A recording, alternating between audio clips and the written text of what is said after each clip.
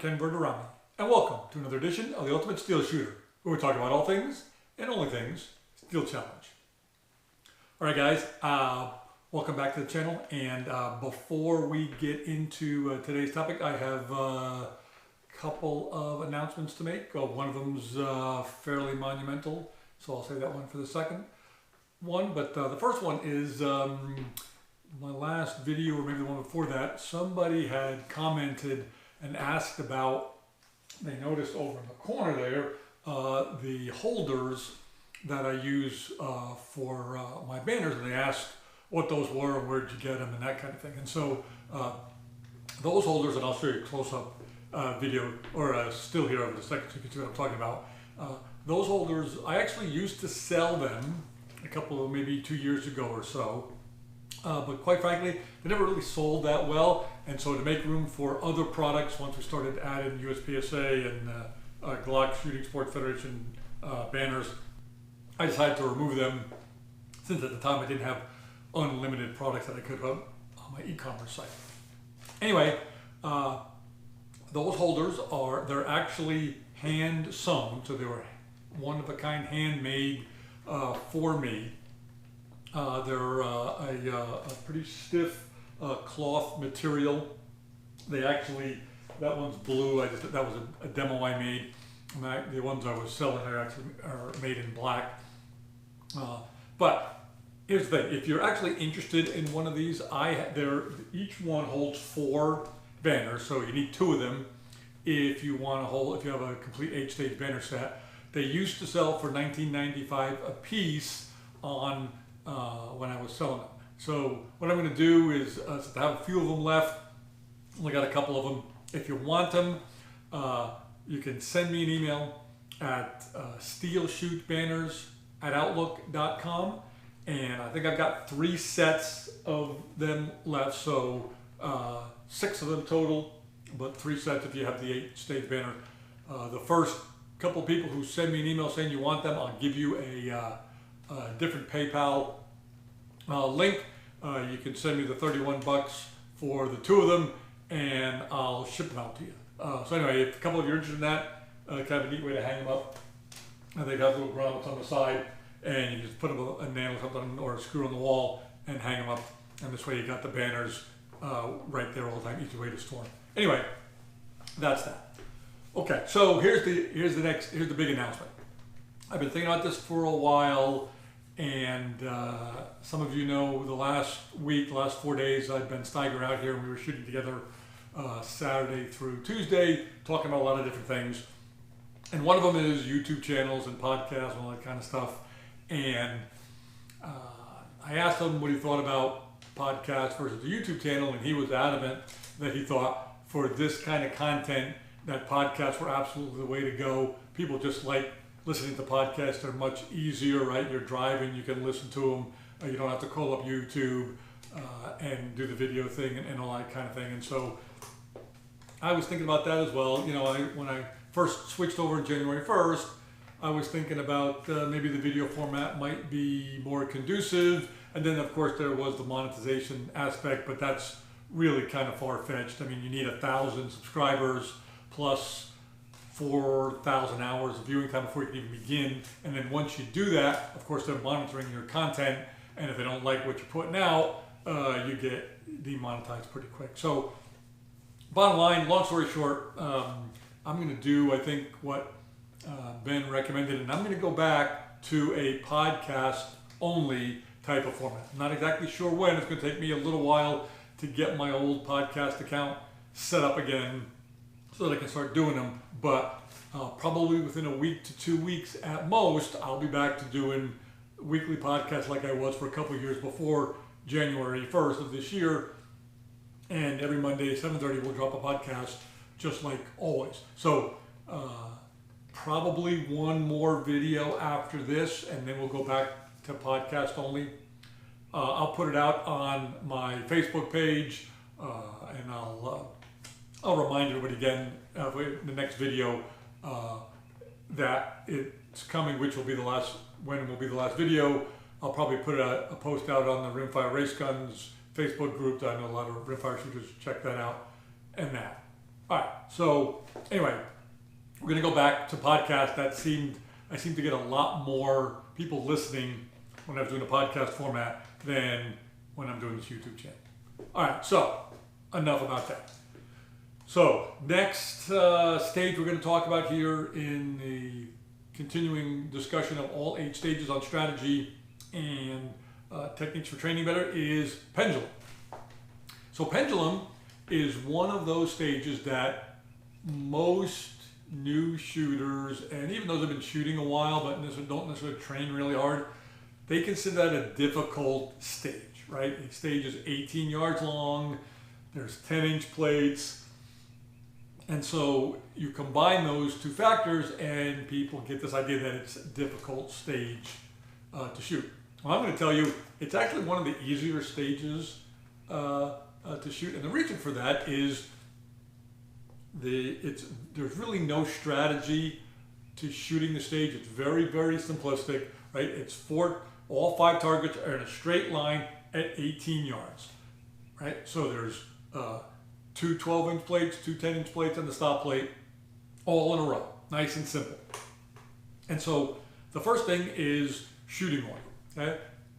Again, this is really simple. Start with the plate number 1, which is the leftmost plate, 12-inch plate, or if you're more comfortable shooting right to left, start with plate number 5, which is also a 12-inch plate, and simply shoot them straight across, and then reversible transition into 1 or 5, and come back and shoot the stop plate. Really, really simple. There really is no reason to shoot any other order in pendulum. You're making life hard for yourself when you don't really have to, okay? This is also the only stage where after you index the first plate on the draw or the first shot, you cannot simply hold that index for the stage. You must now move the gun vertically as well as horizontally. And that's what adds a little bit of complexity, but it really isn't that much because the transitions are very short, they're very narrow, right? At 18 yards and 6 feet makes for a very short angle. So you're not moving the gun that far, so yes, you have to drop down to index plates 2 and 4, but it's not that big a deal, okay? So a couple of keys to shooting this well, obviously like every stage, is that first shot. You cannot miss that first plate and expect to shoot pendulum very fast, okay? Either you draw, surrender draw, or first shot, you must train yourself to hit that every single time. And then the very next thing, right, is going to be that drop down index to plate number 2, sweep across to plate 4, back up to 5, and then back to reversal transition. Couple of places where people get caught.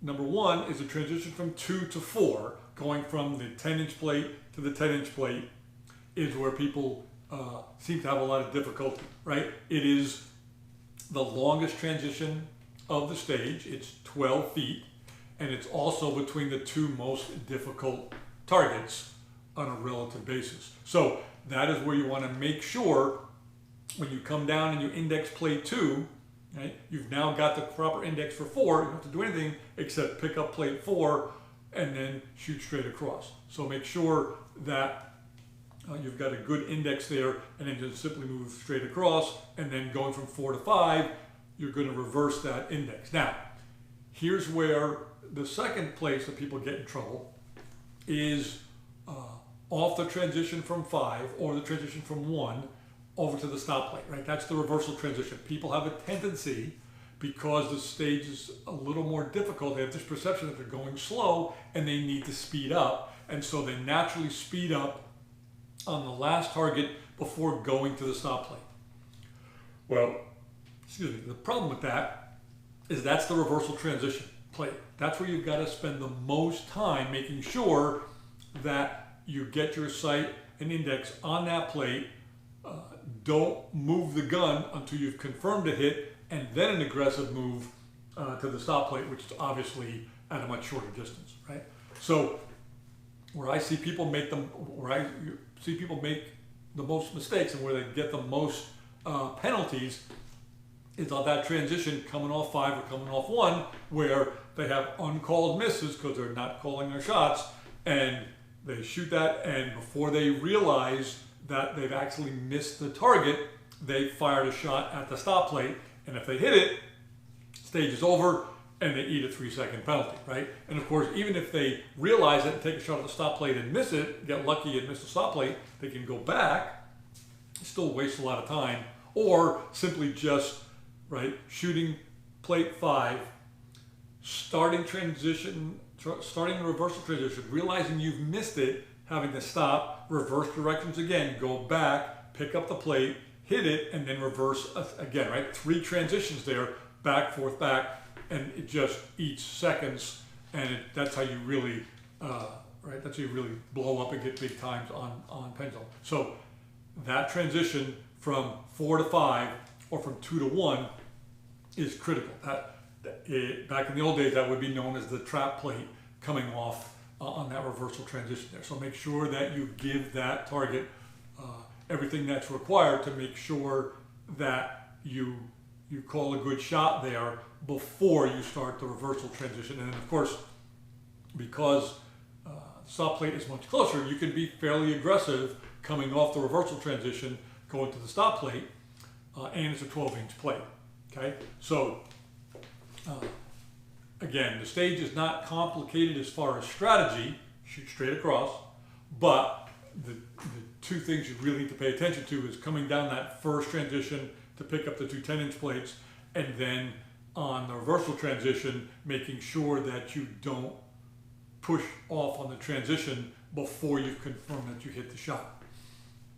All right, so that's basic strategy for shooting the stage. Before we jump into training, as far as standing in the box, again, this is a symmetric stage, right? The stop plate is center of the stage, in line with the shooting box, so there's really no advantage to stand to the left or to the right or to the front or to the back. So, right, it's a 3-foot box.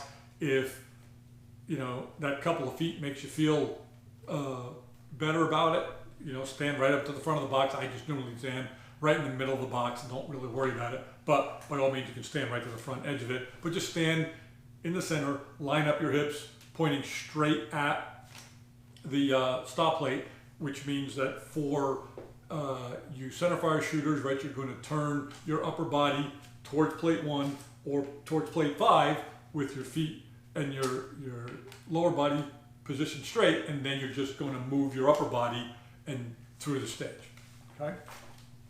All right, so let's talk about training. How you should go about training for this particular stage. As with all stages, first shot or the draw is absolutely critical. No more so on this stage than any other. Again, your first shot is an 18-yard shot, so it is one of the most difficult first shots. In fact, with the exception of Outer Limits, where your first shot is a 20-yard 12-inch plate, Pendulum is easily the second most difficult draw of the entire match, right? Every other first shot is 15 yards and in, and so it is clearly the one that you should probably be spending the most time on, and where you eat the most time if you're uncomfortable drawing to a relatively long target. So spend as much time as it takes.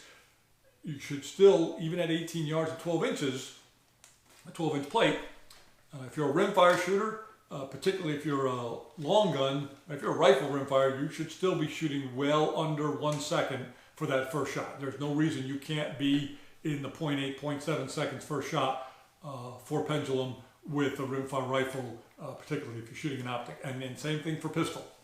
Shooting a rimfire pistol, you should be down in the 0.7s without any difficulty at all. And for centerfire shooters, you know, 1.2, 1.3 seconds is not an unrealistic goal for that first shot, depending on if you're significantly above that. If you're in 2 seconds or more, 2.5, you should, right, that's a key indicator that you should be working considerably on your draw on this stage. That's where you're going to see the most time. If you have a significantly slow draw, you'll pick up the most time by working on that first.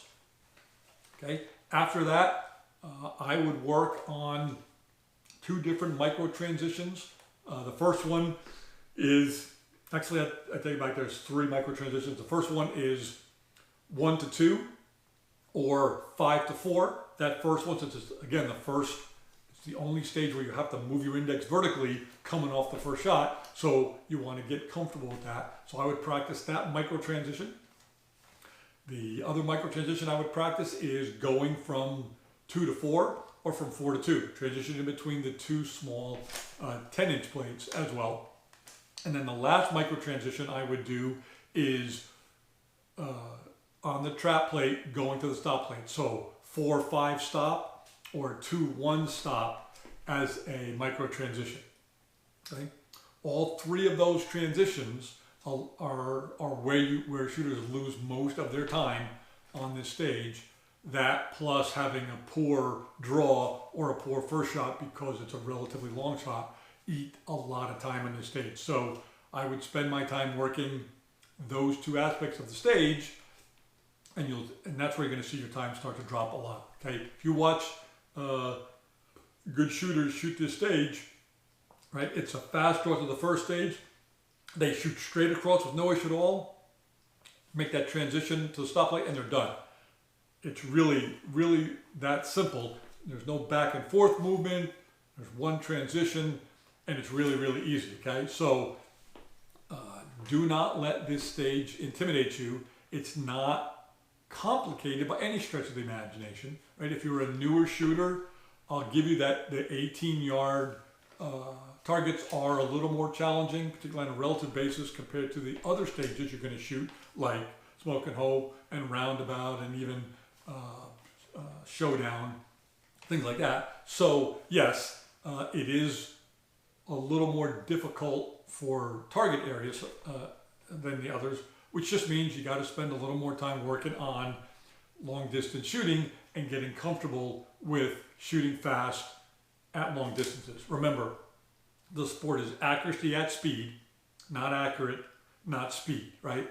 Being accurate, if you can't do it fast, is irrelevant, and going really fast, if you can't hit anything, is irrelevant. You must combine both of them, and Pendulum is a wonderful example where that's where you're going to see. Ready. Bye. 178.